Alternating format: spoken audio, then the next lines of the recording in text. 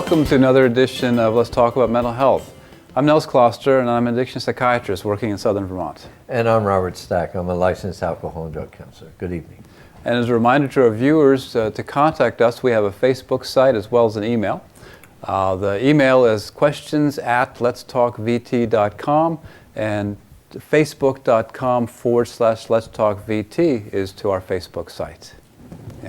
And tonight, as a guest in the studio, we have Meg Mott, who's a professor of political science at Marlboro College. And Meg taught a course is teaching a large course this semester called Speech Matters. And I had the pleasure of teaching a sort of on-the-ground sort of perspective on addiction as part of that course. So Meg, welcome. Thank you. I'm so glad you were part of the program Speech Matters, and thank you for inviting me. Sure. So I'd love to hear some words in general about the course and how you came about to pick this topic and the design of the course. Well, I wanted to do something bold. After 17 years of teaching classes at Marlboro College, or maybe it's only 16 years, I wanted to do something that was more immersive, where we weren't just in the classroom, where we were out in the community.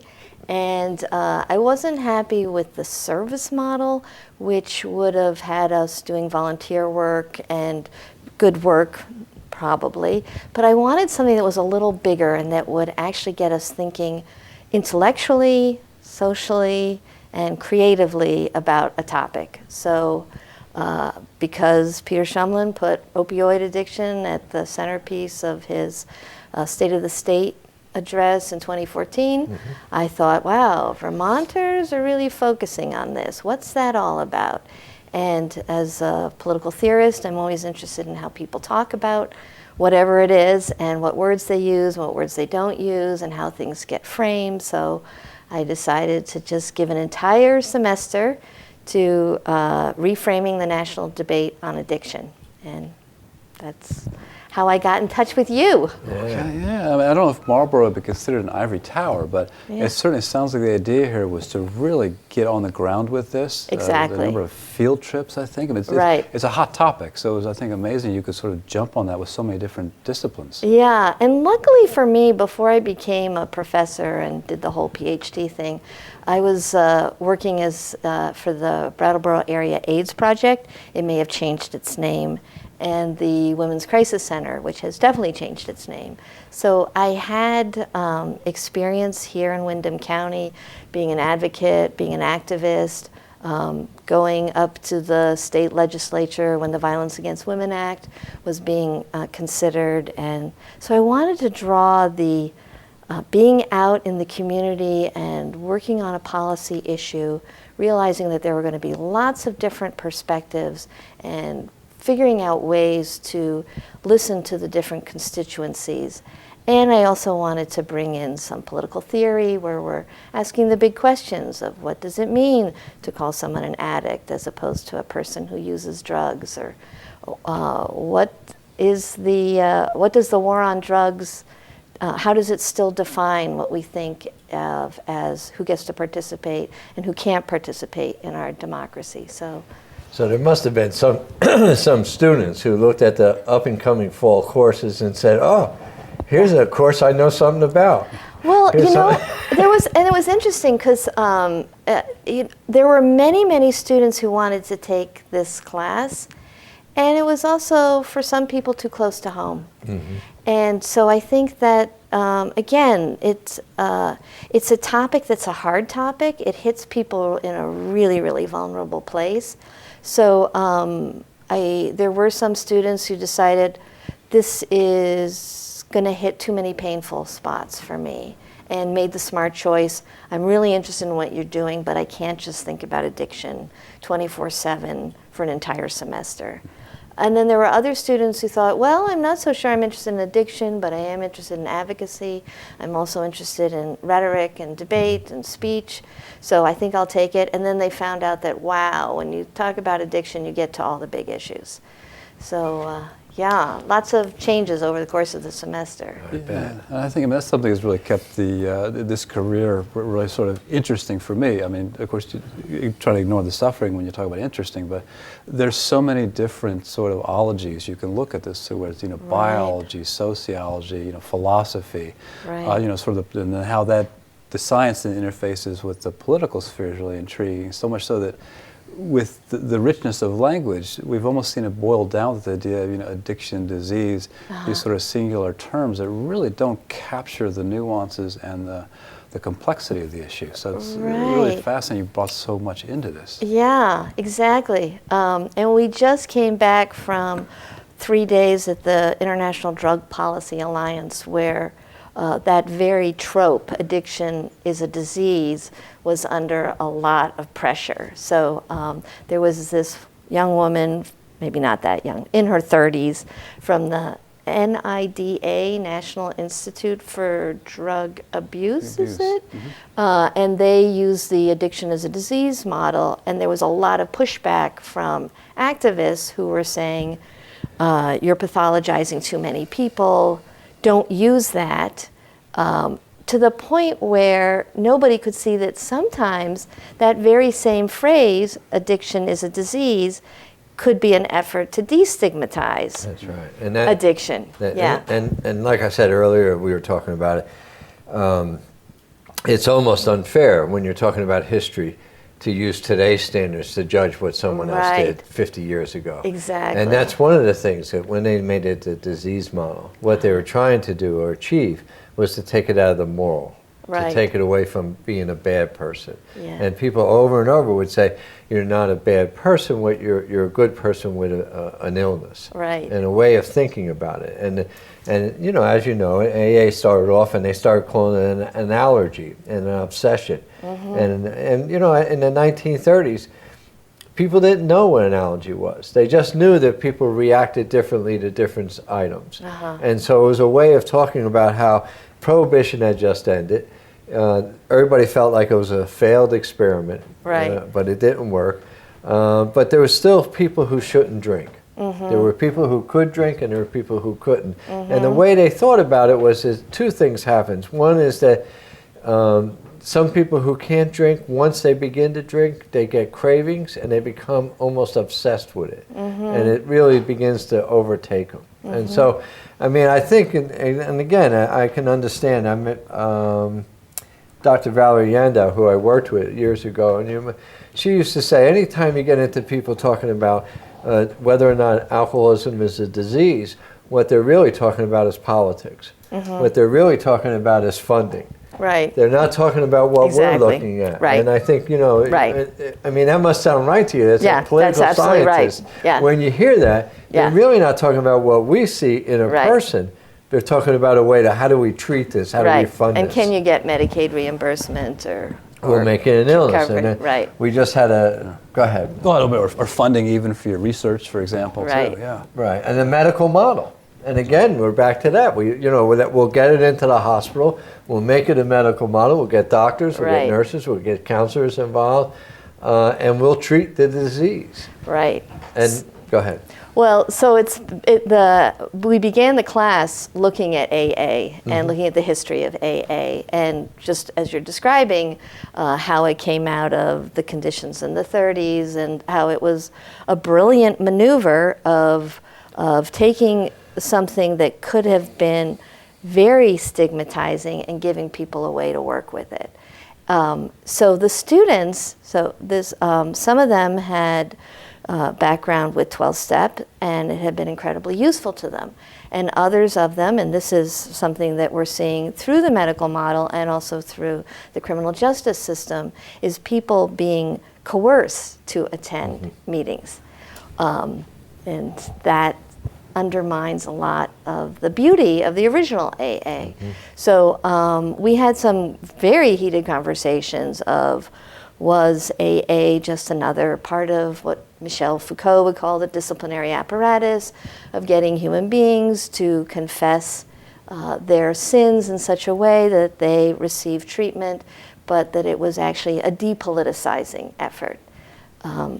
But there's another way of looking at AA, and this is what Mariana Valverde has done in her work, is to see how, isn't it amazing that a group of people use the medical model, and yet it wasn't doctors who became the authorities, it was the people attending the meeting. Right. So here you have a grassroots effort in which it's not somebody writing out a little slip of paper, somebody lovely like Nels who says, you are an alcoholic, therefore you are entitled to these services or this drug. It's no, I've decided for myself that I have this issue and now I want to work with others to describe better ways of living. And so Valverde tries to pull AA from this idea that it's just coerced treatment and part of a medical model and part of a depoliticizing effect, but actually has all sorts of interesting democratic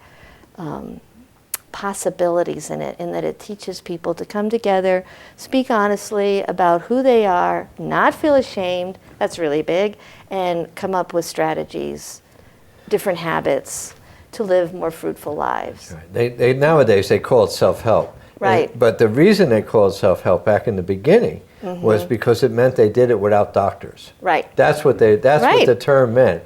Yeah. And actually, if you want to know about how to describe AA, you would call it mutual aid. Right.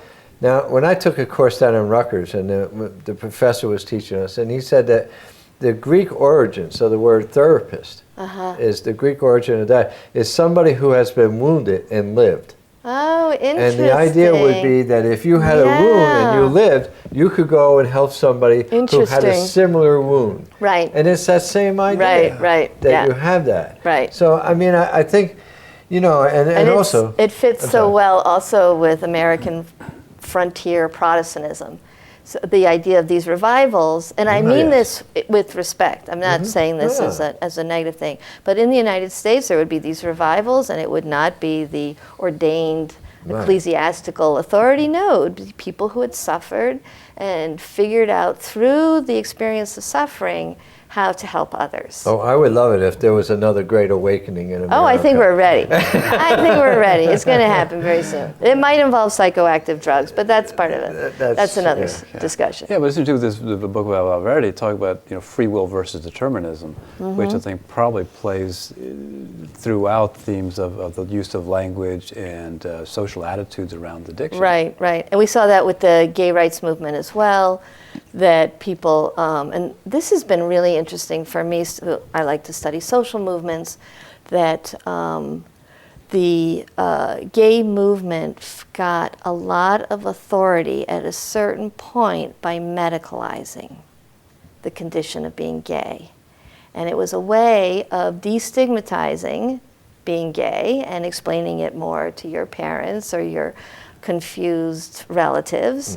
So the disease model was used for a while to say this is not a question of free choice. And maybe somebody else can remind me about this, but I think that was part of one of the reasons the Mormon Church at first was willing to accept homosexuality. But then people backed off from that viewpoint and began to see it as more of free choice, which then smacks of consumerism. And then it became a lifestyle choice, and then it became something to be not tolerated. So there's some interesting parallels that I see, at least, with the gay rights movement and the addiction movement. So at least in some of the communities that we went to in New York City and Washington, D.C., people are no longer using the term addict. They're using people who use drugs. And that's what I see as a new effort to bring choice back into the question. Rather than this is a disease, my genetic makeup determines my choices. That gets people pretty far, and then it can become, well, wait a minute, I'm not completely willing to surrender to this medical model, so I want to bring in rights back in, or free choice, because that's also part of the American makeup. And then there's a denial of the disease model and a pushing forward of, we get to make choices, and if we choose to use heroin and we're able to function, that's fine. But here's the dilemma. Often, when you first start, it is a choice. And it very clearly is. You can choose to use and not use, and you may have periods of time.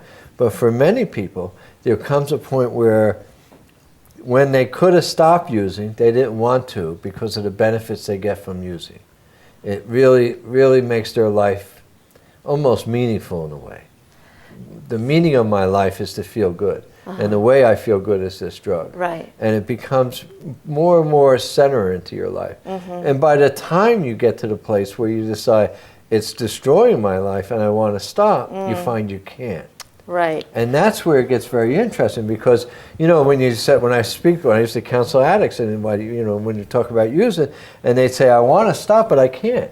I really can't. And you would say, well, what do you mean you can't? You're the one that picks up. Right. And I'm talking about people who leave the hospital. They're detoxed, there's no withdrawal, there's no nothing, and yet they go out and use again, even though they make a commitment to not using.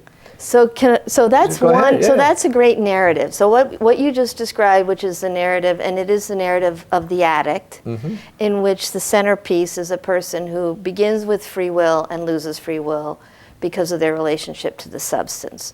And that's a narrative that is important for people who are pushing towards sobriety, that the only way through to sobriety is to recognize you have no free will, that you're powerless, and to come up with different ways of doing things.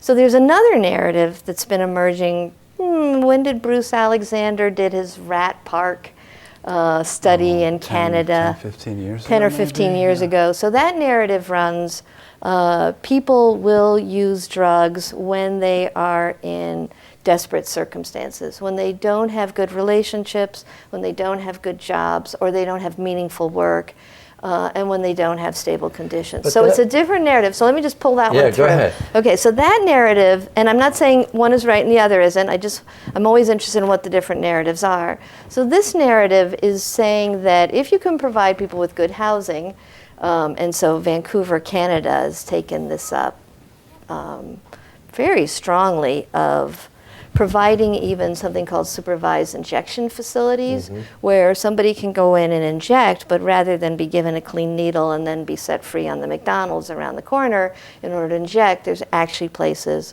where there's medical staff around through the injection process. Paris did that as well? Yeah. So Vancouver was able to get rid of overdoses through this insight, that's the name of it. So through that narrative, what's the problem is not the substance, it's the relationships or the lack of love or the lack of housing, the lack of a beautiful park.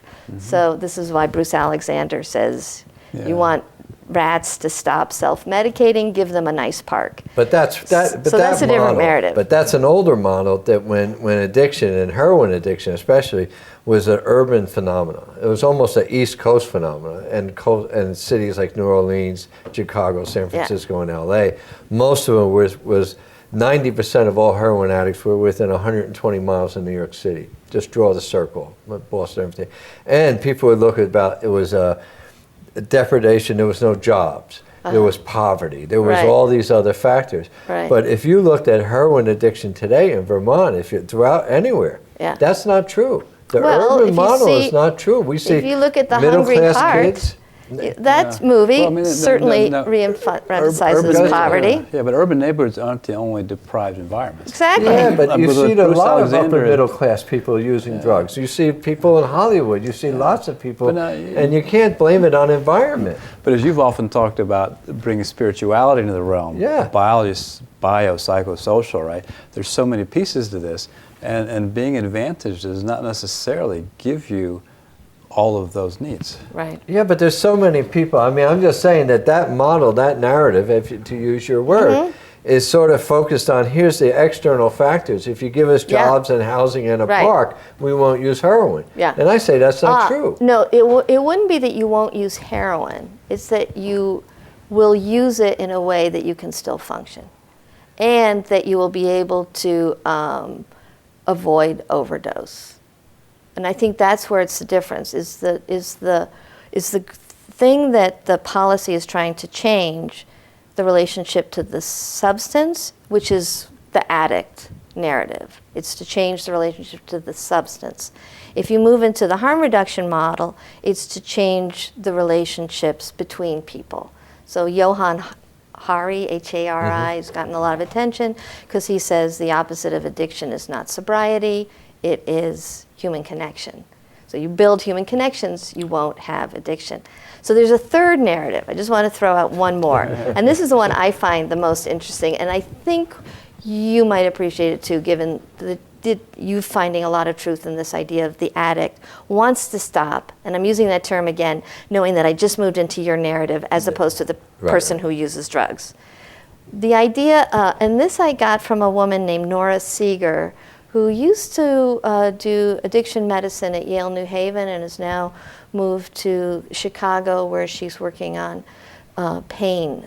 There's a medical term for this: pain medication, pain, whatever. But it's her idea came out of John Keats's concept of negative capability. I didn't know this term. My mother, the English major, she knows this term. And John Keats had this idea that in poetry, we see how the human mind can hold two contradictory ideas at the same time.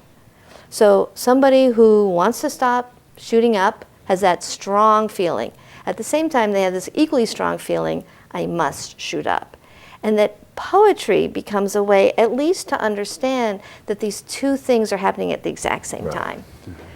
I find that fascinating, because boy, I do that all the time in my life. But I understand that as different areas of the brain. And is that true, Doctor? Well, I mean, we have emotional areas of the brain. They're known to be circuits that govern that. You know, you have the brain stem, which is very primitive, you know, sort of breathing, heart rate, that sort of thing. Then the next sort of layer is the cortex, and is involved with emotional function. And the very top piece, although the wrinkly piece that we see in the pictures, that's the cerebral cortex, where sort of higher thoughts seem to reside, especially attention to the frontal cortex. When we talk about that takes longer to develop, which is why younger people make more rash decisions, more impulsive, and then as we get older, we get you know, better executive functioning, maybe we're better able to sort of control ourselves. And I used to talk about the dog brain. I mean, the powerful pain and pleasure part of the brain that opiate addicts, and you would find people using it, and as they're using the drug, saying I shouldn't be doing this, which is the other part that's making that judgment. Now, one of the things that can I just ask you one thing about that? Yes. So I mean, this is Bruce Alexander and Carl Hart. So, but what they say is, how do we explain then the number of people who used heroin in Vietnam?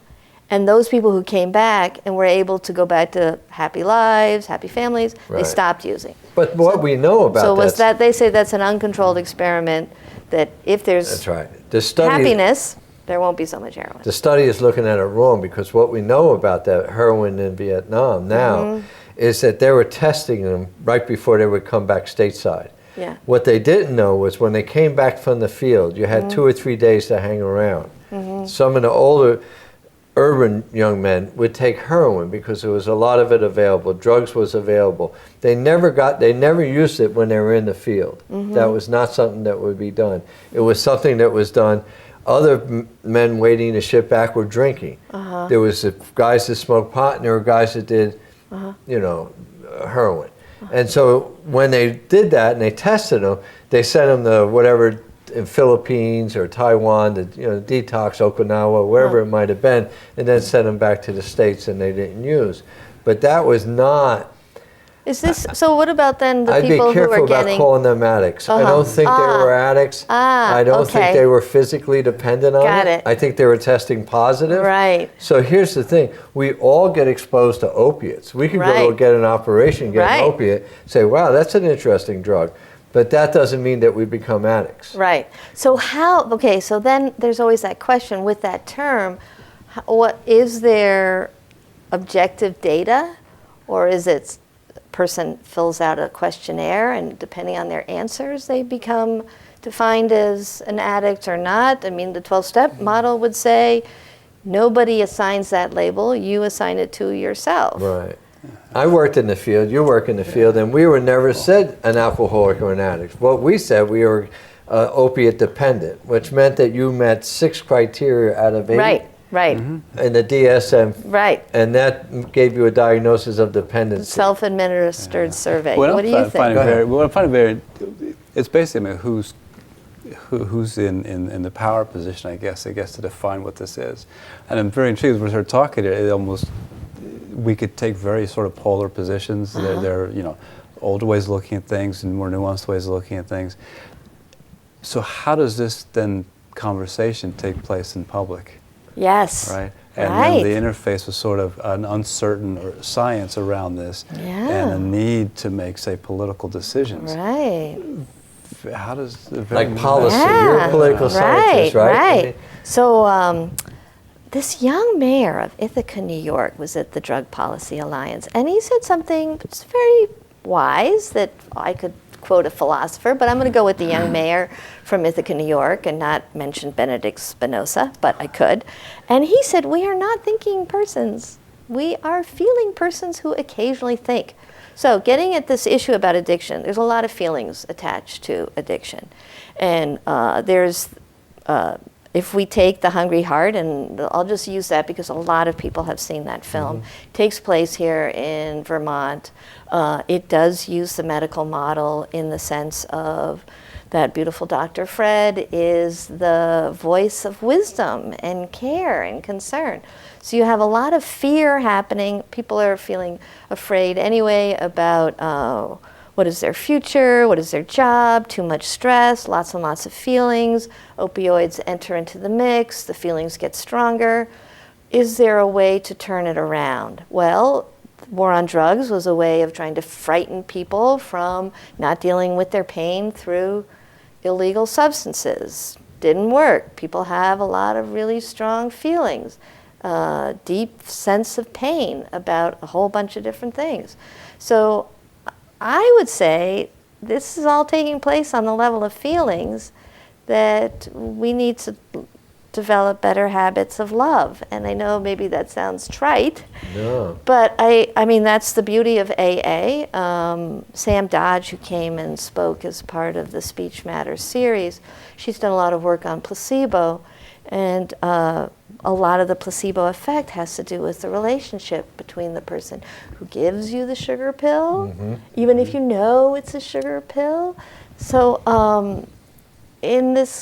right now, modernity or capitalism or whatever we want to describe this world that we're currently in does not teach us the habits of love or respect or care. And so there's a lot of people with a lot of pain. Yeah. And I think usually using terror tactics to get people to deal with their pain doesn't work. It didn't work with the war on drugs. So how do we go back to love? One of the things I was reading, and I was so impressed with it, and I hope you can say a few words about, was they were talking about John Dewey. Yeah. And a way of looking at things through him. Could you say a little bit more about that? Yeah, this is Mariana Valverde's point, that she saw 12 steps coming out of John Dewey's understanding that we learn through doing. And so it's by developing habits that we get better societies. He was concerned when people got too attached to identities. So the downside of embracing the term "I am an alcoholic," if that just becomes, this is who I am and therefore I need to act as if I'm an alcoholic all the time, that diminishes people's freedom. So Dewey's insight was to not have free will, because he actually didn't believe in this notion that we are self-defining and can achieve our goals all on our own, nor did he think we were totally determined, like Karl Marx might say it all has to do with economic conditions. Dewey had this amazing third path of figuring out what habits create better relationships, therefore create better societies, and that we work together improving our actions to develop better societies. So it's a very reflective process, social process. Yeah, we could go on about I think this we could finish with that. That's a good... And Meg, maybe too, the students are going to be presenting some of their work from the course. Yeah. Right? So on Tuesday, December 8th at 7:30 at Marlboro College Graduate Center, which is down there by the museum, the students will be talking about their projects, about how to get naloxone on campus, about how to talk to teenagers well about drugs. And so if you can come next Tuesday, not tomorrow, next Tuesday, 7:30, that would be terrific. Thank you. Well, thanks.